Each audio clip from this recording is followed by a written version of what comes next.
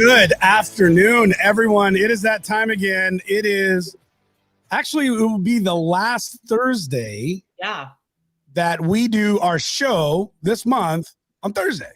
Yep.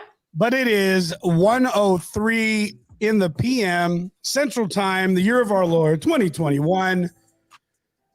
Krista, I think you and I were both in the I'm going to show up because we got to be consistent club today.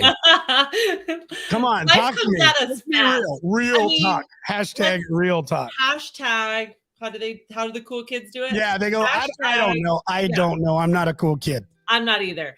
It was just one of those days, but I'm not going to lie. I'm here and I'm excited and I already feel better. So I hope our viewers that are on the other side of this are here, and no matter what funk is going on in their world, that they know they're going to get poured into for the next 60 minutes by tuning in. So I'm excited. Well, either that or it's going to be an hour they can't get back. But I promise you that is not going to be the case today. So if you don't know the deal, here's the rules. Drop a hashtag live right now in the comments and let us know that you're watching, and share if you like the content. We've got a special guest today. Yes. My friend, Krista's friend, gentleman by the name of Steve Adams. Yep. 25, 30 years. I can't count. Years of entrepreneurship experience. So good. Yeah. Building things from the ground up. Amazing story. Amazing family. An amazing man. In fact, if you go back to our YouTube page, you will find an old interview as we were getting things going in the media aspect for what we were trying to do, right? We've been and still are continuing to figure out how we can deliver content that matters. And I found his story so interesting, and I asked him if he'd interview with me, and he did, and we had a great time. Mm-hmm. We just talked to him, off screen here. In the green room. And, I told him, you were the first interview we ever did. He didn't know that. It was silly. I was actually not sure if we needed to do it again. I went back and he makes the interview so good that I was like, nope, we're keeping it. Yeah, he's brilliant. I don't care. Even if it wasn't done right, we're keeping it. I'm not going to get rid of it. But interesting enough today, what we're going to be going into is going to have a lot to do with what he does best. Mm-hmm. And that is understanding how to create performance in high-performing individuals. So this is really, when it comes down to that aspect of leadership, you guys, this is going to be really important for those of you that are in those high managing type of positions, high stress, specifically if you're a high performer, even in your role, CEOs, entrepreneurs. This is going to be a conversation that you want to pay attention to. I'm telling you, the amount of information and wealth that this man has is not going to be able to fit into this hour. So it's going to be a little bit of a different show. I'm hoping he's going to do all the talking. Krista, let's welcome him in. Donnie, can we please welcome Mr. Steve Adams to the program? Yeah, there he is. Thank you, guys. Hi. How you doing, Krista?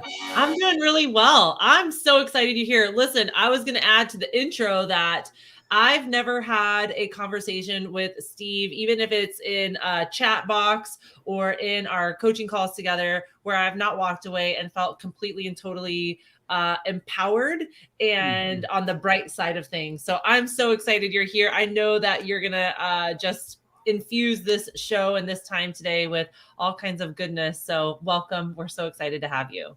Thank you, Krista. We appreciate that. Very, very, very happy. So, Krista, you and I, we've really been getting into some stuff this month, and we've had some incredible shows. Let me tell you what, Steve, last week and Power Couple that was on.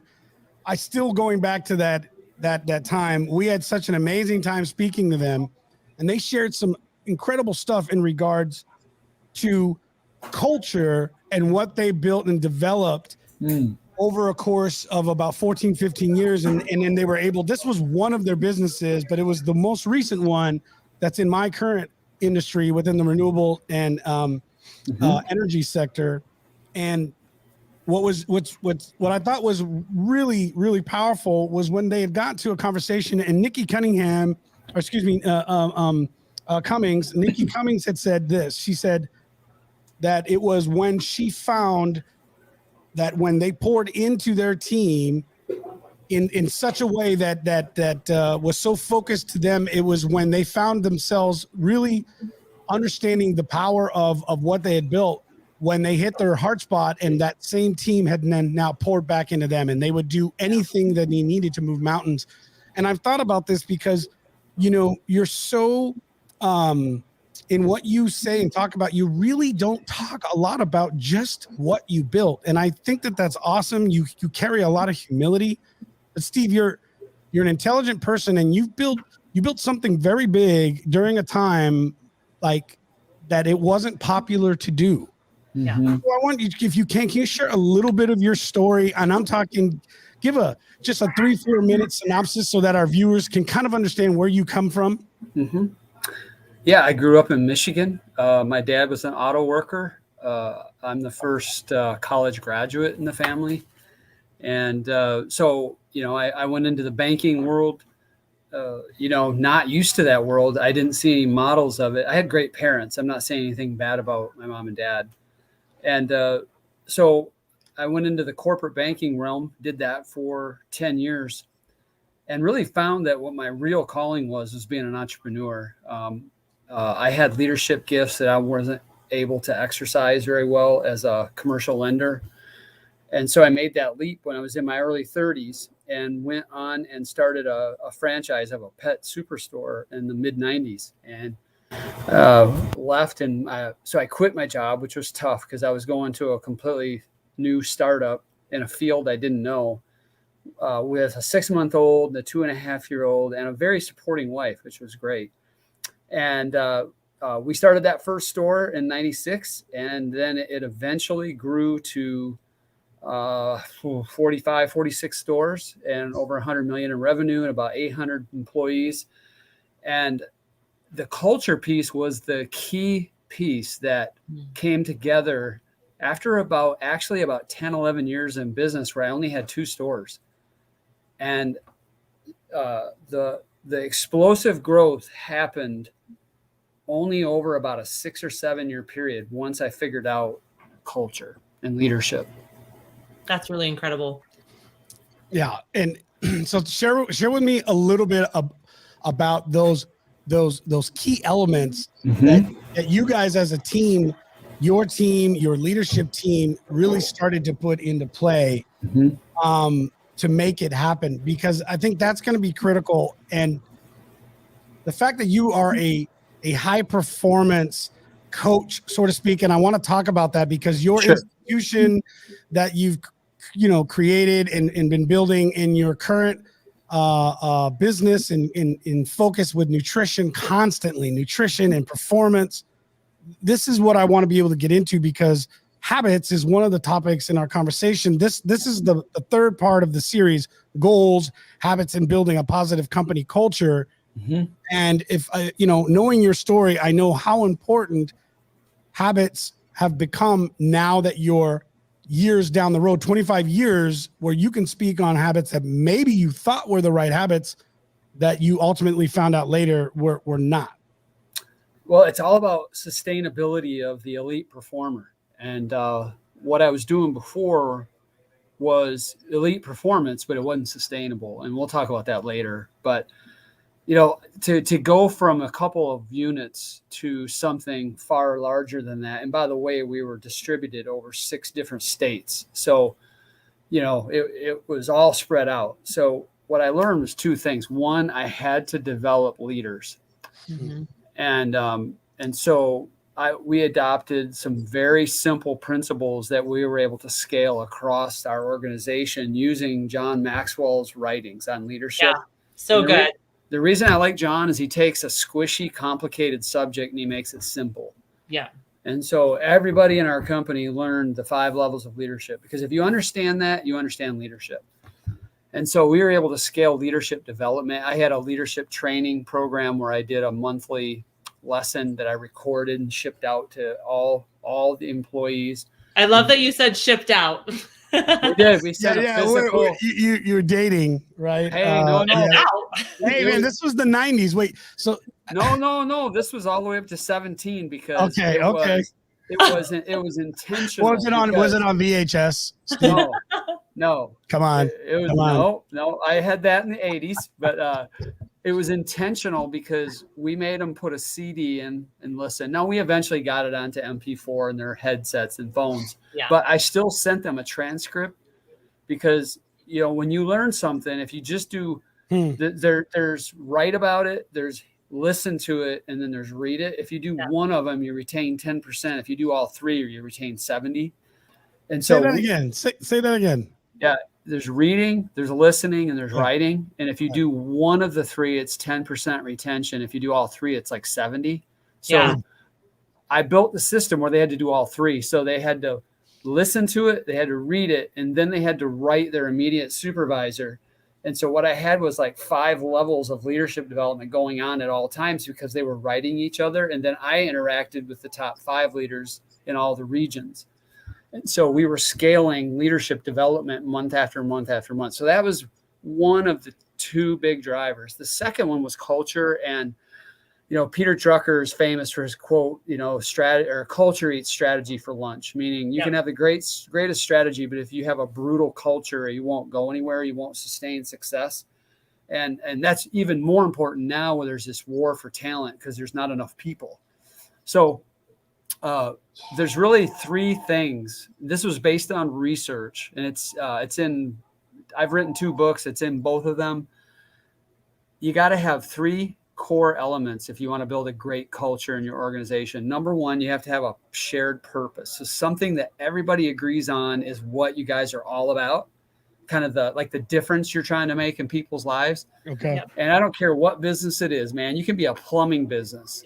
You can have a purpose, to ensure that people have clean drinking water and sanitary disposal of, things you don't want. So, So purpose. The second driver is a path to mastery or a training program. So you get somebody to buy in, and then you systematically train them.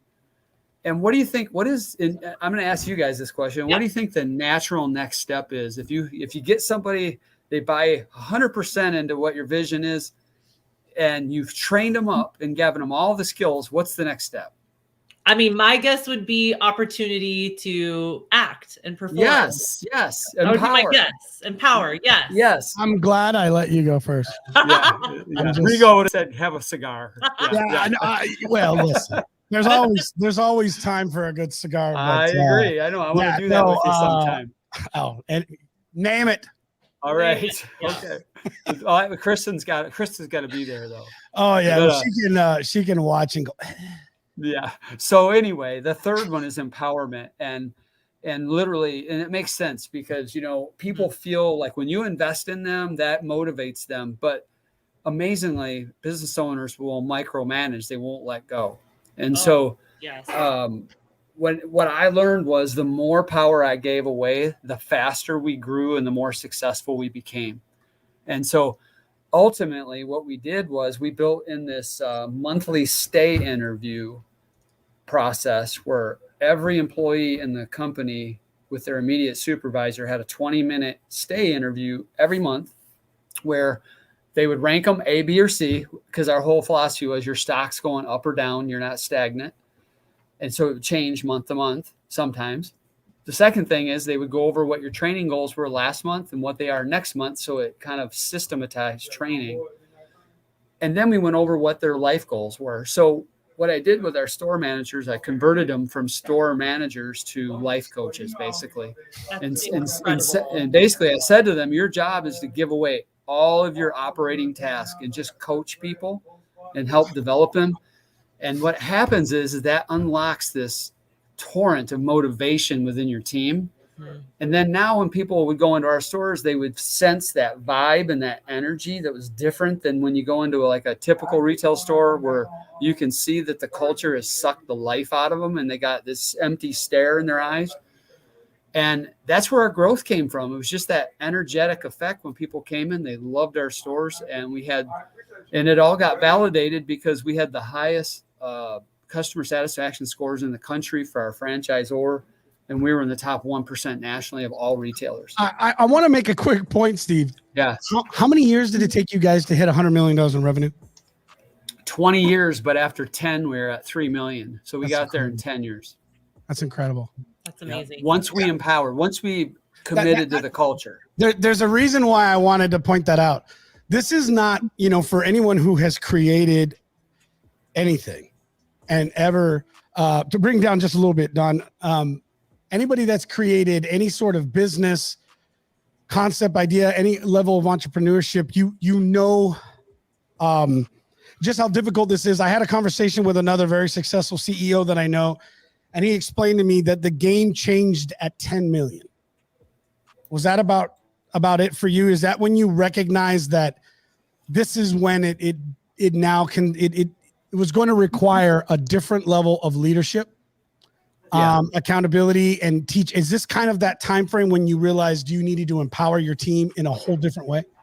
It was. Yeah. So we did an acquisition of 6 stores in Alabama that took us from about, 4 or 5 million at the time to 21 million run rate. And what I had to do immediately, 2 things. One, I had to meaning me and my 2 partners, because this was a team effort, it wasn't all about me. We made it a big investment in corporate staff. We had to have a controller, an HR director, a payables person. We needed a tech guy. We needed all of that investment so that we could grow further without the wheels coming off. So that was one big investment. And then the other was literally, so now we're in Texas, we're in Wisconsin, we're in Alabama. We later went to Tennessee and Virginia and Michigan. And without empowering people and letting go, there's no way that could have happened. If I would have had the mindset of I got to be in everything, we'd have had to stay right in our first market in Wisconsin. Yeah. So it required all of that. So I want to get back into the other stuff real quick. I'm going to take a second. Here is your book, Steve, Unleash the Peak Performer Within You. And this is some of the information that you're speaking to us in regards to that, right? This is in the steps you were taking with your team. Yes. And I got another, I can't quite reach it, but. You can do it, Steve. You can do it. There he goes. Not bad. And keeping everything connected at the same time. Yeah. This was my first book called The Passionate Entrepreneur. That's also on Amazon. That one where I go into the culture heavily. Yeah. And my peak performance book, I talk about it a little bit, but not a lot. I talk about it from the perspective of how to create group or team flow state, how to be in the zone as a team. Well, to do that, you have to maximize autonomy among the team members. And that really is that process I just shared, where you go purpose to training to autonomy. Yep. So, because all of us are more motivated when we do something we're interested in versus what we have to do. Oh, yeah, I totally. And, one of the things that you brought up, Steve, that we've all walked into a store where we're like, these people are not happy to be there. And it does set the funk and the flow of your experience in there. And we are human. The 5 senses are what we use to explore our world. And when there is that tinge, or we can feel it, right? Yep. It changes the experience. It changes our spending habits. And as you were talking, I was thinking about the culture that I create in K-More Macro in my nutrition business. And it was very much when I first started, because I was new and I didn't know what I was doing. It was not about the culture. It was about results. It was, can I get you the result that you want and in as quick of a time as I can? And people got results. But what I noticed is that they were not long lasting, because the buy-in of what we were doing was not, the culture was not set. There was not a community, a feel, a vibe, and understanding. And that was something I had to learn to create. And when I did exactly what you said, of course, on a different level, right? Doesn't matter. It doesn't matter. That's right. When I did, everything changed in my world for my clients, for me, and for the people that work within my business. So I love that you highlighted that, because I think it's so important. I would like to say something there too, Krista, because, your business probably really took off when that happened, because that's what they came to you. That's what they wanted. And I have a coach I work with. His name is Scott Manning. He's brilliant. And he always says, Steve, sell them what they want, but you got to give them what they need. Right. Yeah. All right. That they need the weight loss, but they wanted the community around the weight loss. And so you gave them both. Yes. And you know what I find is that I always tell people this is my vehicle into their world, right? Weight loss, wearing a certain size, being a certain weight on the scale. That's my vehicle to pop into the world, but they have no idea what we're going to do once they let me in. What's going to happen, right? Because what they want is they want confidence and peace of mind, connection with their husband. They want a synergy in their world that they can't find because there's so much chaos, because there's disconnect between what they're doing and what they're wanting, and it feels chaotic. And so I always tell people, this is just my vehicle to get into their world. And once I'm in there, we're going to rock it out, right? I'm sure you do. I can't even keep up with the quotes. And I'm like, I'm trying to write all this stuff down, and we're still operating stuff on the back end. And I'm trying to, I left Krista. She's just standing there all by herself. Steve's talking. Well, she's taking over, so you can write. Listen, I already told her, right. Krista's energy and everything she brings to the show is awesome. But well, how about me and her have a conversation and you be quiet? Yeah, and I was you be the note taker. This is incredible. I'm just kidding. Who was? I would like to watch the show too. To be honest with you, who's the guy? You gave a quote. Sell them what they want. Give them what they need. Scott Manning. Okay, this is incredible. Because of this, and I found this myself, which is interesting. If you know me, and those who do know me know that my heart, my passion truly is in mentorship and helping. Mm-hmm. Even if I don't know what to do, I will figure. I have the most difficult time telling somebody no. Yeah. When they need help. We recently had a conversation with a potential lead and client, and they called me up, and it really did not fit. We were not going to be the right person for them. And that was the first time I had to prepare myself for it, because I always love to say yes, because I want to help when I see somebody needing help. Mm-hmm. I'm always excited on how I can bring that to them. And so the truth is, it's taken some time to get there, but I love that statement, because when people call us, they call us for different reasons. Usually it's to help them into the market and increase sales and leads and opportunities.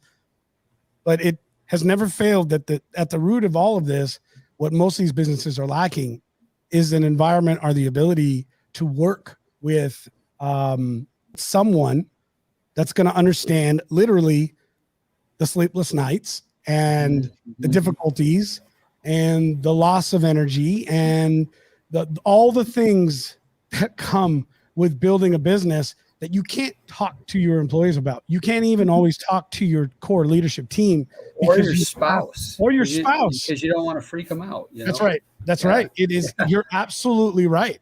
And it is so difficult. And I found that one-on-one, that leadership time, that coaching ability, you don't even have to be the smartest guy in the room. You just need to be somebody they can talk to, listen, and then offer suggestions. Yeah. Right. Yep. And that's it. And to watch what happens is just incredible. Well, and a lot of people, we say this to our medical clients. We always say, the solutions to everything that you're seeking are already inside you. Mm-hmm. And once you make that decision, the decision that you're going to do whatever it takes to get the outcome you're looking for, then the biggest decision's already been made. Now we can help you get where you want to go. Yep. Yep. Yeah. One of the things that I love to chat with my clients about, Steve, and I think this goes in Rigo too, this goes in building a business or building what you want, right? Is knowing what that house looks like, being able to create what it is that you need, right? And a lot of times we don't know what we want or need, and that mentorship, that leadership, that words of wisdom, or the outside perspective that you can be for an employee, that you can be for somebody in your management, on your management team. Sometimes they just need a little outside perspective to be poured into them, and then give them the space to create what needs to be created for who they are in charge of, so that they can then empower themselves and take a move and do the work that needs to be done for you. I love that is something that you shared. As I grow my team, these are incredible takeaways for me to be like, okay, what is my approach? And am I empowering? Do I have the purpose? Is it clear? Am I teaching them how to master it so they feel confident in the process? And then am I giving them the opportunity to make mistakes and to find wins, and then, guiding them small little shifts to help them find their groove? That's so important. Even as I build out my small team, to have this wisdom here, it's just awesome. And what you just said is that's all the more complicated it needs to be. If you just do that on a micro level with every single employee, then you'll have the culture you're looking for. So good. I love that. That's incredible. Yep. So for those of you who are just joining, do us a favor. So we're having a conversation with Steve Adams, Steve L. Adams, if you're looking for him here on LinkedIn, a high performance coach. Is that the right way to say it? But essentially, this is what you do, but you're a 25-year veteran of the entrepreneurship lifestyle. You've built companies from the ground up to becoming over $100 million revenue driving businesses. And today, my friend, not only have you been successful with your business and your life, but your marriage and your relationship with your children, you are now focused on other high performers. Let's get into that. And you said something I do not want us to lose and not go back to, sustainability.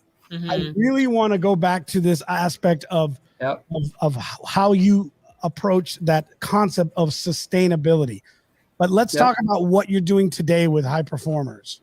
And what is a high performer? Talk to me about that. Yeah. Well, let me give you a little bit of an origin story, how it got there, because I think it'll connect the stories.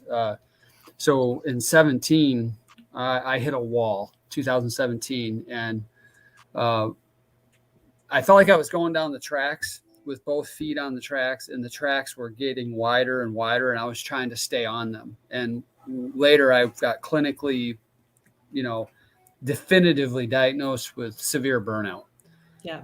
And the reason that I ended up there was all those great habits that served me. I got up early every day. I read every day.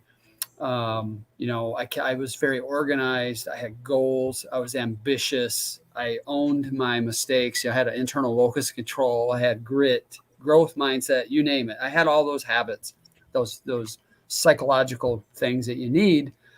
But, just like everybody that we work with at our medical institute, I took care of everybody else except me. Yeah. I always said I'll sleep when I'm dead. I got too much to do.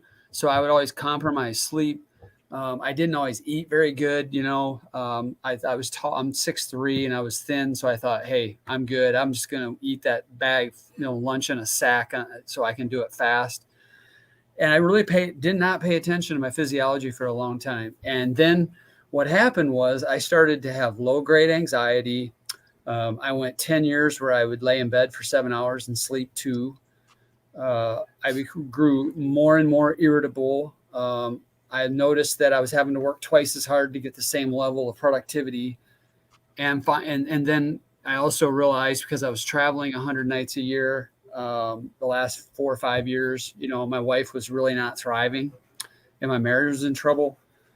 And, I just started exercising poor judgment. And finally, I just realized I have to resign and sell my business to my partners, which I did, and step back and go, what is the root of this? How did I get here? And the core was I wasn't taking care of myself. And so it was affecting my decision-making.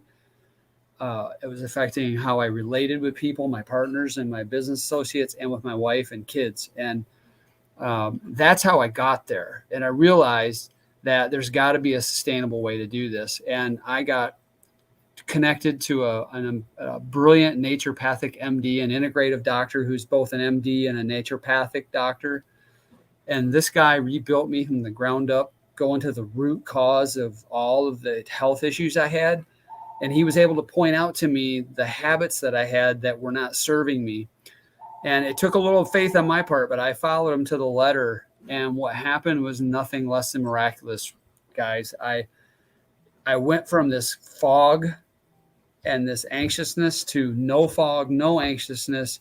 And now I sleep like I slept in my 20s, and That's awesome. I have energy like I had in my 20s, and I don't hurt anywhere. I played football for 14 years, all the way through college, and I do not have any aches or pains. I can lift, I can run, I can do whatever I want, and I don't have any pain. And I'm 57. And so through that process, I realized I want to bring this to the world, because medicine is break fix in our country. It's wait till you get sick. And then the doctors are great. I'm not saying anything bad about doctors. They do a great job of once you're sick. Our medical system is not set up to help you not get sick. There's no money in it. Yeah. Right. It's not set up to thrive. It's set up to put the Band-Aid and the aftermath. That is one of the most frustrating parts for me, even with a son who has had a lot of medical issues. He had heart surgery at 4 months old. He had tracheomalacia, plagiocephaly. He aspirated till he was 3.5 years old. And my biggest frustration was always that there was nothing preventative in our system. There was nothing like, let's manage this now so that we don't have to go there later. It was always like, well, when later happens, this is what we have set up for you. And I'm like, how is that a thing? Right, exactly. Yeah. So basically what we've done is we've created basically a medical makeover for middle-aged people, because, you know, when someone is a high achiever, and that's somebody who has big dreams and big vision, they're taking action on it, they're seeing success at some level. And honestly, if you have a vision and you're working it, you're already successful, whether or not the world sees it or not. That's powerful. Yeah, but because you have to live there before you get there. Right? I love. Say that again, we have entrepreneurs that watch this program that we're connected with that are at that point. I think they need to hear that again. Please, if you can, say that again. If you have created a vision in your mind through the theater of your mind, you can picture this end state. And also, I encourage you to enjoy the journey along the ride to get there. And you're taking action on it, you are already successful, because 99% of the world never takes action on stuff like that. And so I want to encourage you, keep going, because it's usually the idiots that are never willing to quit are the ones that finally figure it out, and you adapt and you become successful. Yeah. And so, you know, look, my first 10 years in my business, I didn't make money. And then all of a sudden we made a lot of it because we kind of dialed it in. So I don't know where I was going with that, but well, I'm sorry, I didn't mean to interrupt you. You were and you were breaking us down. You had talked about this this program that's now been created for that middle-aged peak perform, but I just stopped writing and I realized, you know what? I'm just going to listen. I'm recording. Right, exactly. I'm just going to go back because I'm like, I can't do both. And I shared with you guys a little bit that, you know, I'll just come out and be very, very transparent and very honest. This is a difficult place to be as an entrepreneur, as a high performer. You know it's right, but you can't see a different way of doing it, right? This is the challenge. And I told you guys, you know, even for myself, we're at that point with our business where we're either going to not grow or about to explode. And it's that place where we know it. We know that's where we're at because we're performing extremely efficiently, but yet we are never seeming to get ahead. Right. Yeah. And that's one of my favorite things, Rigo, that I mentioned earlier about talking to Steve is that, I always walk away really inspired, and that just speaks to the culture that he creates in his own world, right? Because we all create our own culture and mindset in our own world too, and within our businesses and employees and stuff like that. But even just the permission to be where you are and to be okay with where you are as you work on where you want to go, Steve, that for me was like, yes. And I think that's what I hear you saying too, Rigo, is I'm in this space right now, and sometimes it's really easy for me to be hard on myself. And it's okay for me to give myself permission to be where I am as I work on this dream and where I'm going to go. Yeah, that's perfect, Krista, because it's a long game. Just remember, it's the long game. It's the long game. It's the long game. You have to always keep that. You have this vision and you have to frame it that way, because the shorter the game is, the bigger the mountains get. Yeah. You know what I mean? If you play the long game, they all look like little bumps and you can get over them. But if you're playing so good. I need this to happen now in 30 days. That's what I'm saying. It's quote. It's like all these little Steve statements. Rigo, we now have shirts. Okay. Yeah. Envision it right now. We're going to take them all. Yeah. We're going to call them Stevements. That's right. Oh. We've got the Be the Buffalo. Was it a buffalo? Yeah, Be the Buffalo. We got a few. And we've got hashtag Shiv it. Oh, yeah. Now we need a shirt that has a man in front of a really steep mountain or a man in front of a hill. Like, I'm in. Yeah. Buy me the shirts. Just run with it. I don't need another business, so just run with it. But he's like, I'm done with this. I guess where I was going, Rigo, was when we get somebody now, usually what it is for 20 years, they did what I did and what a lot of people do. They trade themselves for their vision, and you can do both. And you can do both. You don't have to make that trade. And so when we get them, they're stressed out because you're never going to get rid of stress. It's all about your relationship to it and how to manage it, how to mitigate it. So one thing, they're not sleeping. They're usually have gained weight around the center, because physiologically, when you are stressed and when you don't sleep and you eat poorly, that drives inflammation and other physiological hormonal things that cause you to retain that weight around the center. Yep. And then a lot of people by then have low-grade anxiety because they're adrenaled out. Their body can't mount a response as much anymore. They also usually, a lot of people have low libido then, or dysfunction in that area of their life, and some relational challenges. They have brain fog, they have mental fatigue, they have physical fatigue. That's what we get. And that's the result of trying to be an entrepreneur and attack all of this without taking care of the number one patient or the number one customer, which is you. I have another book coming out, and it's going to say patient number one with a question mark. I don't have time for another business because I'm writing another book. Yeah. while on my second or third, I know you've got a couple businesses running right now at the same time. So I do. But anyway, so what we do is we come alongside them. We give them what they want, which is clarity and a path and a confidence that it's going to be okay. And then we get them in there and get them confident and working with our coaches and with our brilliant doctor. And then we get them what they need, which is now we're going to change your relationship to food. We're going to change your relationship to sleep, to stress. We're going to get you moving every day. We're going to get you hydrating every day. We're going to get you on something called time restricted eating. And when it all comes together, and then we're going to test your genetics, because our doctor says, medicine without genetics is not fully dimensional. So medicine with genetics is 3-dimensional medicine. So he knows what you're predisposed to and at risk for, and what your body will tolerate and what it won't. And then he integrates that with your current testing. And then we get you in these habits, and it's magical. Like 1 or 2 things will be what we focus on, because he's integrative rather than, the current model, which is siloed.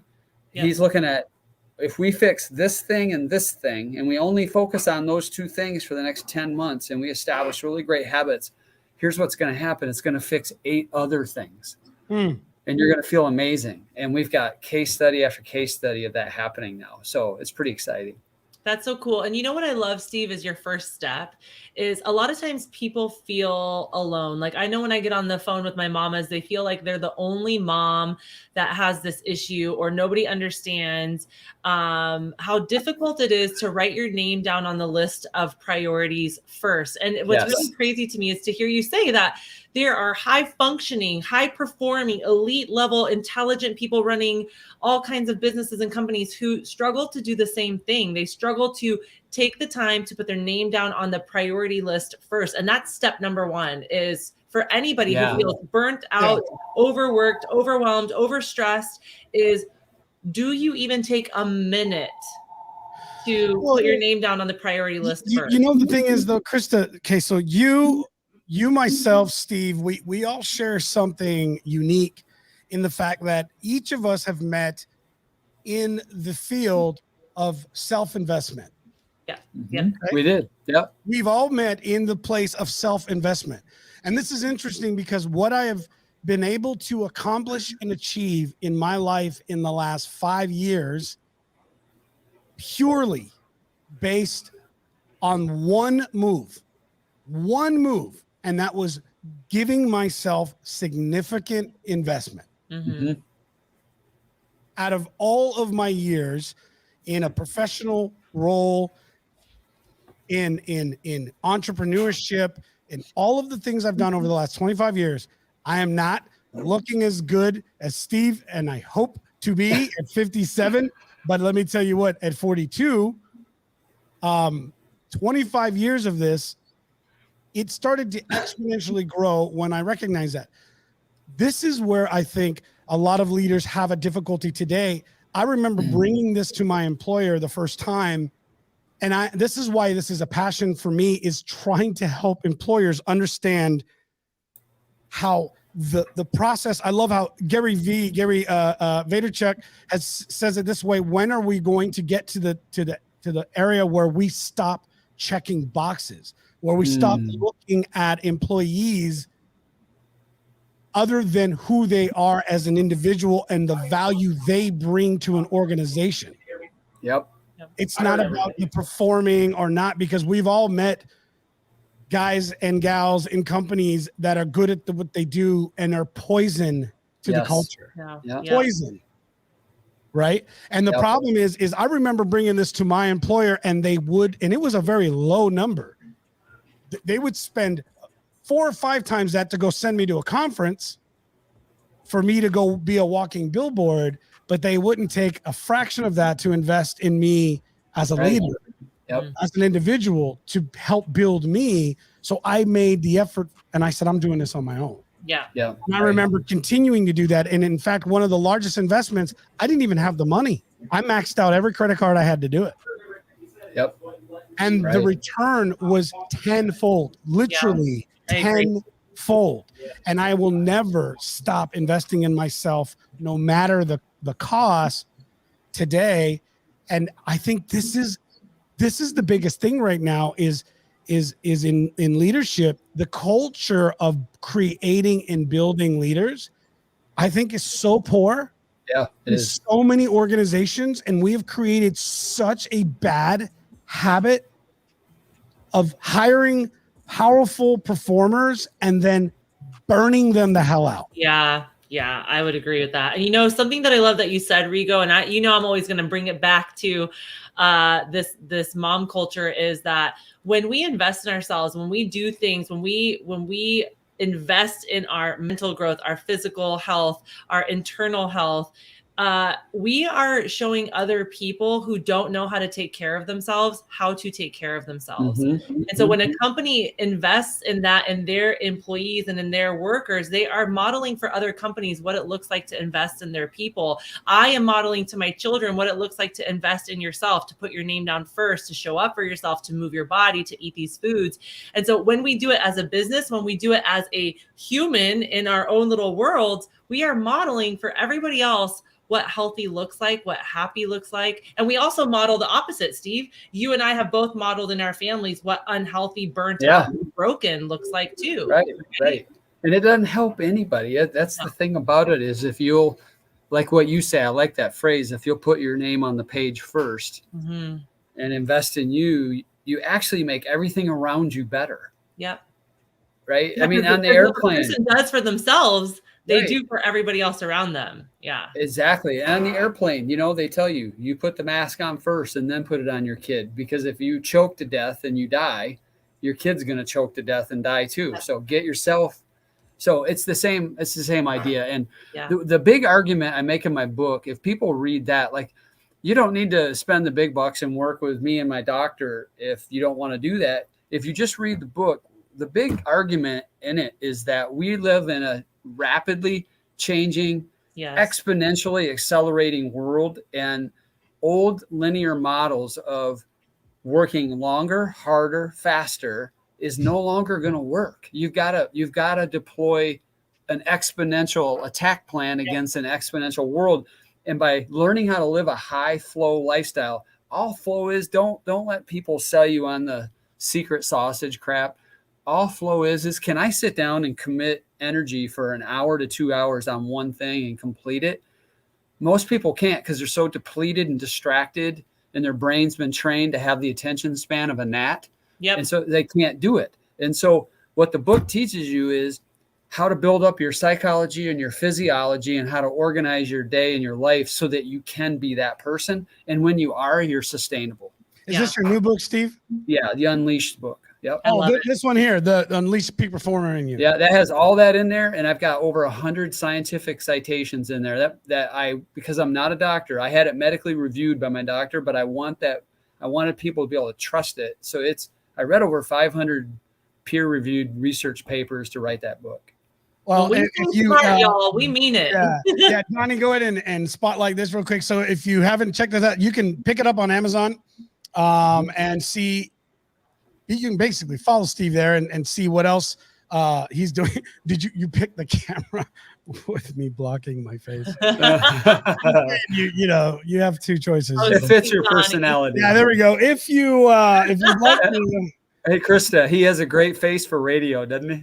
Oh, you're funny. You're funny. You know what? I am so grateful that you took the time with us. There's so much more that we can learn, and there's so much more I know you have to say. But I think maybe if people want to know more, they can check you out. Go buy your book. Sure.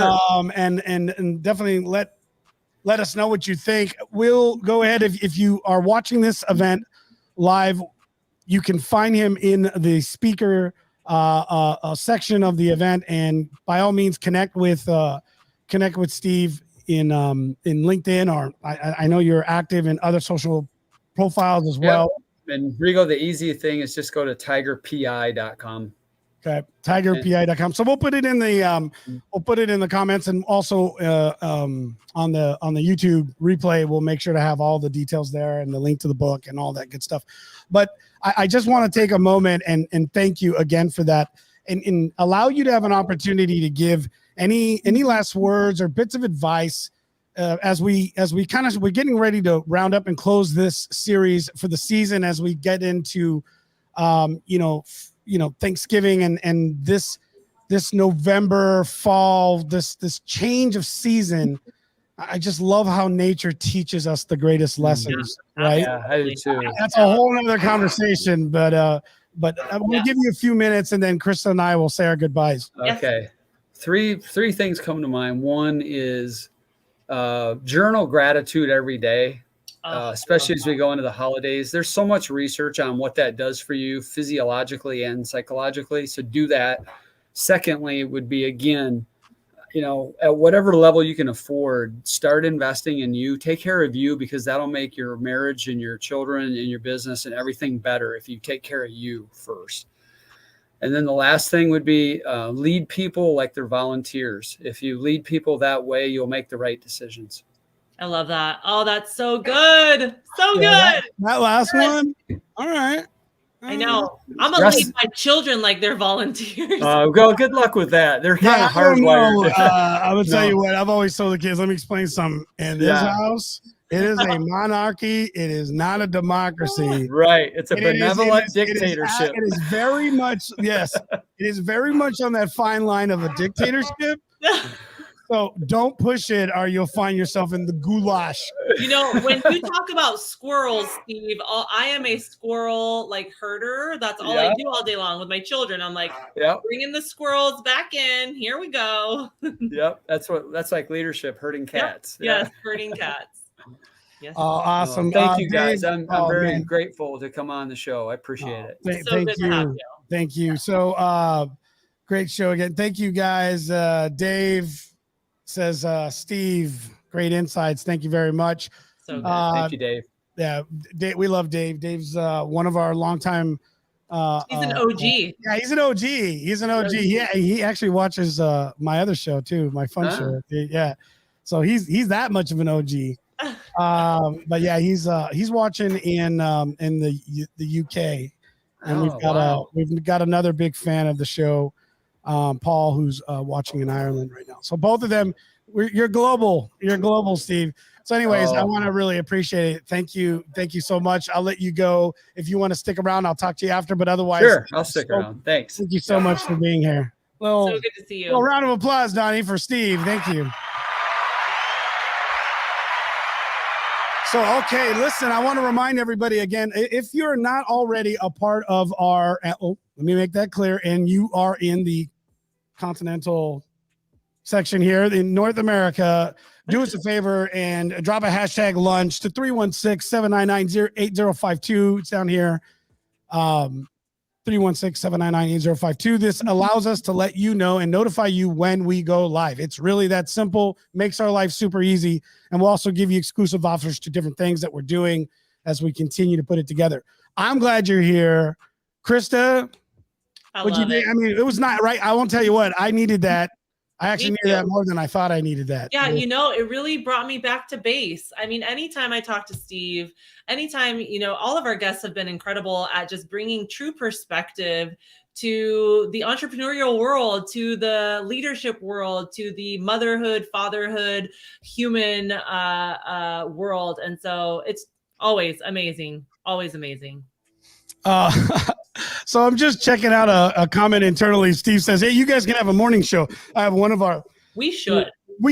One of our customers, he was mad at me because I accidentally put the show in the wrong time zone. So it said 7 a.m. He goes, I don't see you doing a 7 a.m. show, but I would love a 7 a.m. show. I was like, dude, you will never see me up at 7 a.m. And I'm up at 5:30, so yeah. I wouldn't game.